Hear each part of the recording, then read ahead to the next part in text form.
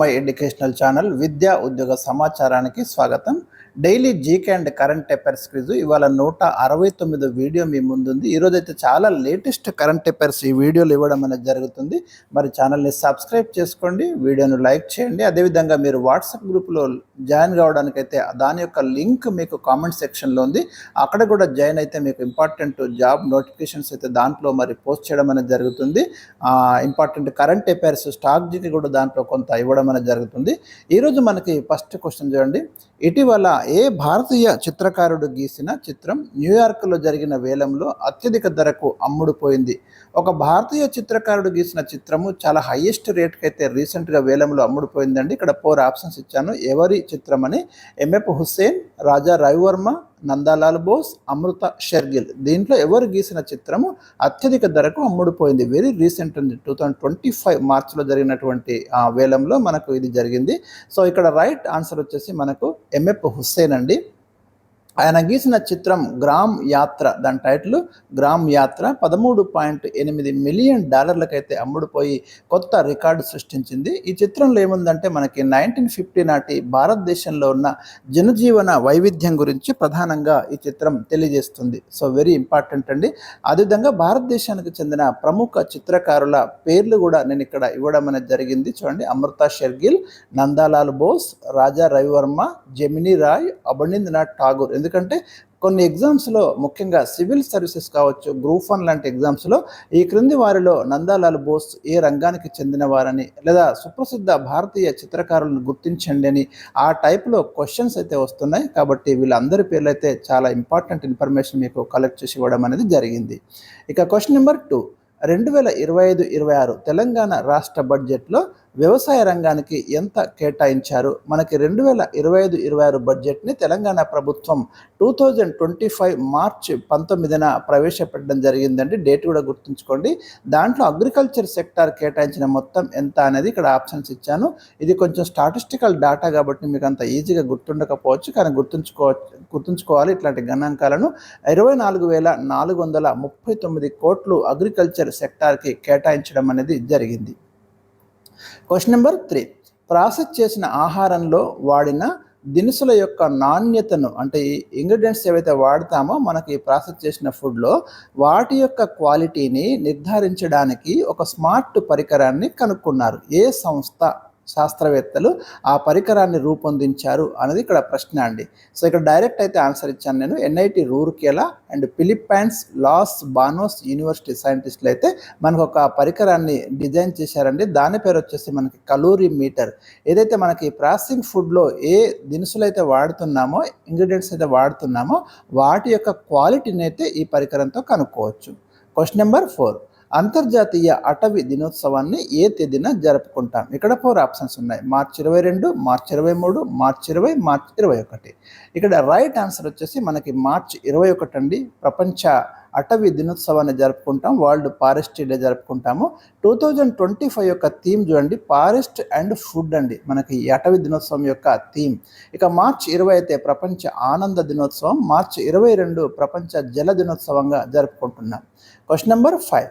2025 మే 7 నుండి మే 31 వరకు అందాల పోటీలు, అంటే మిస్ వరల్డ్ పోటీలు అయితే జరుగుతున్నాయి కదా, హైదరాబాద్లో జరుగుతున్నాయి. వీటి యొక్క నినాదం ఏమిటి అనేది ప్రశ్న ఇచ్చారు. ఇలాంటి వాటి మీద ఫోకస్ చేయండి. తెలంగాణ జరూర్ ఆనా, తెలంగాణకు తప్పక రండి అనే స్లోగన్ అయితే ఇక్కడ మనం తీసుకున్నాం. Question number 6. ప్రపంచంలో అత్యంత సంతోషకరమైన దేశాల జాబితా 2025లో మొదటి స్థానంలో నిలిచిన దేశం ఏది? మనకు వరల్డ్ హ్యాపీనెస్ ఇండెక్స్ ఒకటి రిలీజ్ అయిందండి, చాలా ఇంపార్టెంట్. దాంట్లో ఏ దేశము ఫస్ట్ ప్లేస్లో ఉంది? చాలా సంతోషకరమైనటువంటి జీవితాన్ని గడుపుతున్న ప్రజలు ఆ దేశంలో ఉన్నారని చెప్తుంది. అలాంటి దేశం ఏది? ఇక్కడ చూడండి 4 ఆప్షన్స్ ఉన్నాయి. మీరు రైట్ ఆన్సర్ అయితే మీరు గెట్ చేయండి. నార్వే, ఫిన్లాండ్, డెన్మార్క్, ఐస్లాండ్ అండి. రైట్ ఆన్సర్ని మీరు గుర్తించండి. ఇక్కడ రైట్ ఆన్సర్ వచ్చేసి మనకు ఫిన్లాండ్ అయితే మనకి ఈ హ్యాపీనెస్ ఇండెక్స్లో ఫస్ట్ ప్లేస్లో ఉందండి. వెరీ ఇంపార్టెంట్ ఎక్స్పెక్టెడ్ క్వశ్చన్ ఇది. మీకు టాప్ 3 కంట్రీస్ ఇచ్చాను. ఫిన్లాండ్ ఫస్ట్ ప్లేస్లో ఉంది, డెన్మార్క్ సెకండ్ ప్లేస్లో ఉంది, ఐస్లాండ్ థర్డ్ ప్లేస్లో ఉంది. ఎందుకంటే చాలా ఇండెక్స్ రిపోర్ట్స్లో మీకు ఈ కంట్రీస్ కనిపిస్తాయి, మీరు గమనించండి. సో వీటిని గుర్తుంచుకోవడం కోసం మీరు ఏదైనా ఒక టెక్నిక్ అయితే తీసుకోండి. నేను మీ భవిష్యత్తు వీడియోస్లో ఇలాంటి టెక్నిక్స్ అయితే కొన్ని చెప్పబోతున్నాను. ఇక మరి ఇండియా పొజిషన్ కూడా చూడాలండి. ఈ సంతోషకరమైన దేశాల జాబితాలో మన స్థానం వచ్చేసి 118వ ప్లేస్లో ఉన్నాం మనము. ఇక లాస్ట్ ప్లేస్ వచ్చేసి 147 స్థానంలో ఎవరున్నారంటే ఆఫ్ఘనిస్తాన్ ఉందండి. ఇప్పుడు గుర్తించండి, అది కూడా చాలా ఇంపార్టెంట్. ఈ రిపోర్ట్ ఇచ్చింది ఎవరంటే well being research centre, university of Oxford వాళ్ళు ఇచ్చారు. మార్చి 20న ఇచ్చారు. ప్రపంచ ఆనంద దినోత్సవం జరుపుకుంటాం, హ్యాపీనెస్ డే జరుపుకుంటాం కదా, ఆ రోజు ఇచ్చారు ఇది. క్వశ్చన్ నెంబర్ 7, భారత సైన్యం కొరకు కొత్తగా స్వదేశీ పరిజ్ఞానంతో తయారు చేసిన ఏ శతఘ్నులను తీసుకోవాలని కేంద్రం నిర్ణయించింది. రీసెంట్గా కేంద్రం ఒక డిసిజన్ తీసుకుందండి. ఇండియన్ ఆర్మీ కోసం అయితే కొన్ని కొత్త శతఘ్నులను పర్చేజ్ చేయబోతుంది. అవి కూడా మన ఇండిజినస్ టెక్నాలజీ తోటి తయారు చేసినయే. అటాక్స్ అంటాం వాటిని, advanced towed artillery gun system అంటాము. మొత్తం 307 శతఘ్నులు అయితే తీసుకుంటారు అని చెప్తున్నారు. సో ఈ ఫుల్ ఫామ్ చాలా చాలా ఇంపార్టెంట్, ఇది గుర్తుంచుకోండి. Advanced towed artillery gun system తీసుకోబోతున్నారు. వీటి యొక్క పరిధి వచ్చేసి మనకి 45 కిలోమీటర్ల దూరంలోని లక్ష్యాలను విచ్ఛేదిస్తాయి. ఇది దేశీయంగా అభివృద్ధి చేసిన 150 mm శతఘ్ని వ్యవస్థ అండి ఇది.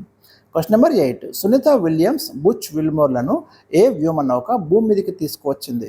మీకు అందరికీ తెలుసు, మనకి Sunita Williams and Butch Wilmore 9 నెలల తర్వాత మరి భూమి మీదకి తిరిగి రావడం జరిగింది. వాళ్ళను భూమి మీదకి తీసుకొచ్చినటువంటి క్యాప్సూల్ లేదా వ్యోమనౌక ఏది అనేది ప్రశ్న అండి. ఇక్కడ 4 ఆప్షన్స్ ఉన్నాయి: star liner, Pioneer, Voyager and crew dragon freedom. Right answer వచ్చేసి మనకి క్రూ డ్రాగన్ ఫ్రీడమ్ క్యాప్సూల్లో మరి మనకి 2025 మార్చి 19న వారు భూమి మీదకి అయితే ప్రవేశించడం అనేది జరిగింది, దాదాపు 9 months తర్వాత. క్వశ్చన్ నెంబర్ 9, అంతర్జాతీయ ఒలింపిక్ సంఘం, దీన్ని మనం ఇంటర్నేషనల్ ఒలింపిక్ కమిటీ అంటాము. దీనికి అధ్యక్షురాలిగా ఇటీవల ఎవరు ఎన్నికయ్యారు? క్రిస్టీ కోవెంట్రీ మనకి అధ్యక్షురాలిగా ఎన్నికయ్యారండి. ఈ ఇంటర్నేషనల్ ఒలింపిక్ కమిటీకి ఒక మహిళ అధ్యక్షురాలిగా ఎంపిక కావడం అనేది ఇది ఫస్ట్ టైం అండి. జింబాబ్వే దేశానికి చెందిన క్రీడల మంత్రి క్రిస్టీ కోవెంట్రీ ఫస్ట్ టైం అయితే మరి ఎంపిక కావడం జరిగింది, ఒక ఉమెన్, అది కూడా గుర్తుంచుకోండి. ఇక ఇంటర్నేషనల్ ఒలింపిక్ కమిటీ 1894లో ఏర్పాటు చేయడం జరిగింది. దీని యొక్క ప్రధాన కార్యాలయం వచ్చేసి మనకి లుసానెలో ఉందండి. స్విట్జర్లాండ్లోని లుసానె నగరంలో ఉంది. చాలా రిపీటెడ్గా అడుగుతున్నటువంటి ప్రశ్న, ఇది గుర్తుంచుకోండి.